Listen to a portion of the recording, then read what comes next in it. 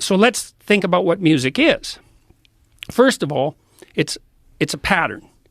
So non-patterned music is noise. It's a pattern. But then it isn't one pattern. It's multiple patterns layered on top of one another in a harmonious manner, and in a manner that indicates, in some sense, communication between all the patterned layers, because they have to go together. And so, what's the world? Well, the world's made of objects. It's like, no, it's not. It's made of patterns. So music is just like the world, because the world's made of patterns. And then music has layered patterns that are all moving together in a harmonious manner. And so what do you do when you hear that, especially if it's got a beat? Well, then you move your body, and you want to, right? The music calls to you to move your body. So now you're moving your body in sync with the patterned layers of the world.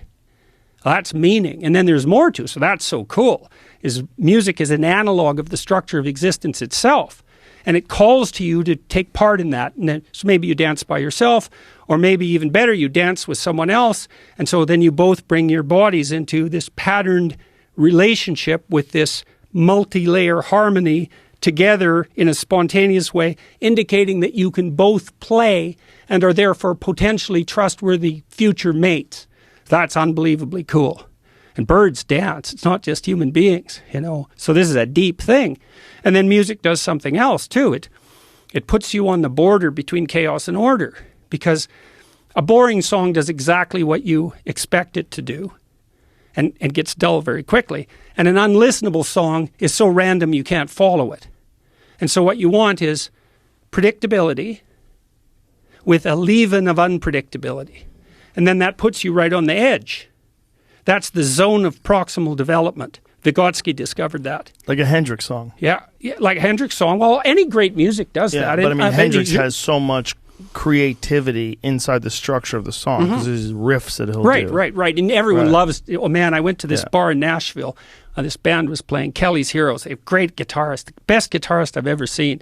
And they were playing old country music with a heavy blues rock twist. So they do this great version of Ghost Riders in the Sky. It's 15 minutes long. And this brilliant guitarist just goes way out on a limb. And everybody in the crowd, it was so fun to be there. They're just thrilled to death because they're watching this man doing the same thing that surfers do.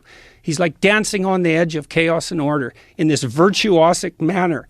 And everyone is so taken by that it just lifts them out of the normality of their existence. You know, you see this joy just transfuse them. And that's because they got an intimation of genuine meaning.